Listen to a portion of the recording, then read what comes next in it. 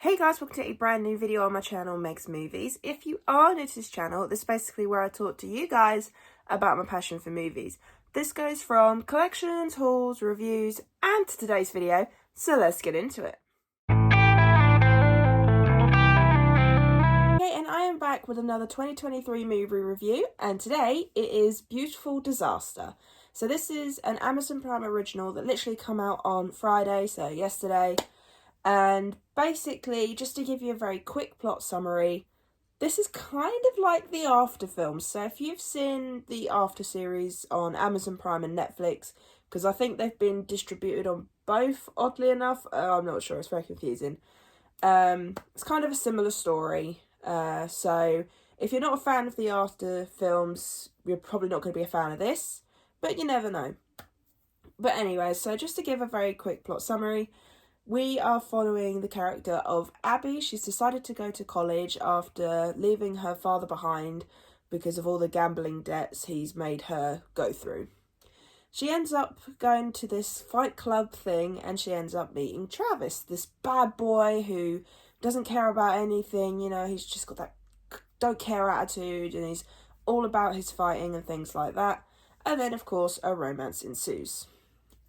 I'm not going to say any more than that. I'm not going to say what else happens in the film or anything like that. I try and stay as spoiler-free as possible on this channel, so that's all you're going to get from me. So let's get into my thoughts. So like I said, it is kind of like the After films. Probably doesn't help that it is from the company that did do the After films, Voltage Pictures, I believe it's called. And of course, it did actually drop some hints of the After films. Like, there was a couple of little things that I noticed and I was just like, yep, you're trying to hint at your After films, especially since the fifth one? Yeah, the fifth one's coming out this year. I believe it's the last one. So that's probably why they've put hints in it.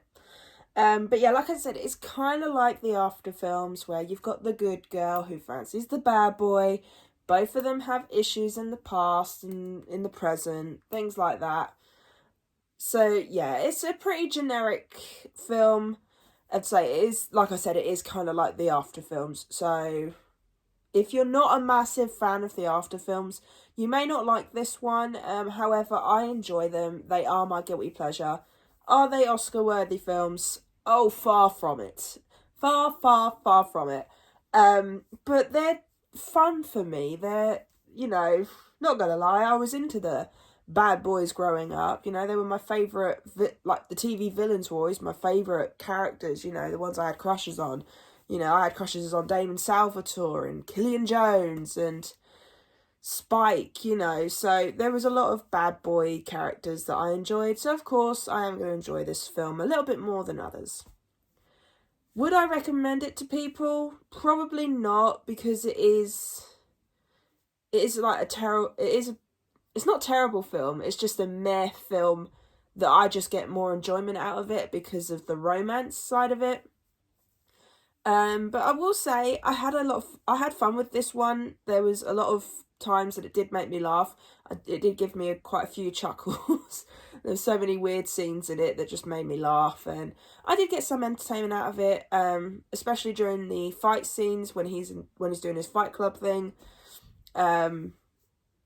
And that I found that entertaining. I don't know why. I just, wrestling and fight scenes, just I get very entertained very easily by those. But this is a pretty generic film, and it is very hard. If you're someone like me that has seen every single After film, it can feel like it is just a repeat, but just with different characters, different storylines, things like that. I think the actors they got to play in these roles were very good. I thought they did well with the material they got. And say they were fun to follow. I liked seeing the relationship develop and things like that. There were certain camera shots that mimicked the After films, like there was a certain corridor scene that very much reminded me of a scene from After 3, which is After We Collide, I think. I cannot remember. So it feels similar to another film, however, I still enjoyed it. I got some fun out of it. It is one of those shut your brain off kind of films, so if you want something to put on in the background where you don't have to be too into the storyline, you can just go with that. You can just put it on in the background, do what you need to do. You might look up and chuckle a few times.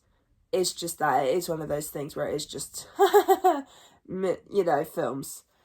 And say, I enjoyed it. I got a fair amount of enjoyment from it.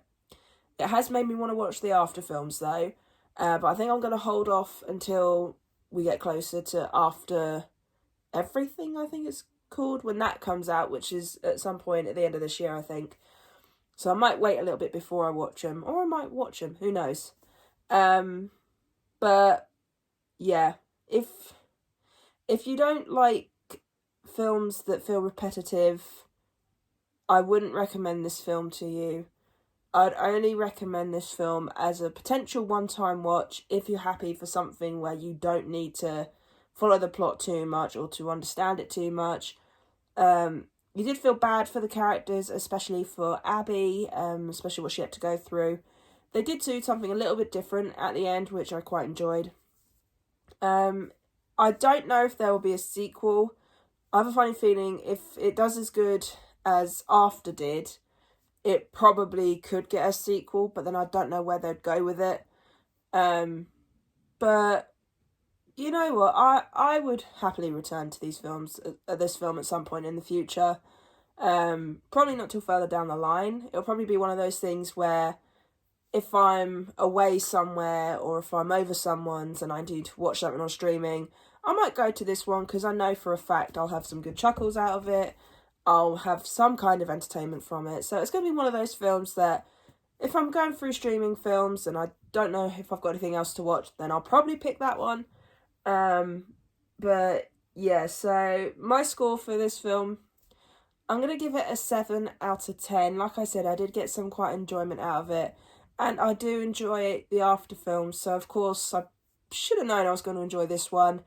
I'd say it does feel a bit repetitive, but at the same time, if you're someone like me who can get past it, you'll be fine.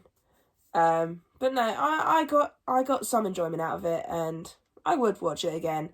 But it's, like I said, one of those ones where it's like, I'll wait until further down the line. But yeah, so that is my review for Beautiful Disaster. Okay, so I really hope you enjoyed this review of Beautiful Disaster. If you did, then do give it a thumbs up. If you are new to this channel, then go ahead, hit that subscribe button and also notification bell down below to be notified when I post. And also leave me your comments on and thoughts on Beautiful Disaster. If you've seen it, if you feel like it is pretty much like an after film, let me know. Do you like the cheesy, predictable romances like I do? I don't know why, I just do. Then let me know in the comments down below. I'd say this is not going to be everyone's cup of tea. I'm just going to state that now. There's probably going to be a lot of people that don't like this film, but each to their own. Everyone has their own opinions and should be able to enjoy a film without any judgment. So yeah, I really hope you enjoyed this video and I'll see you guys next time.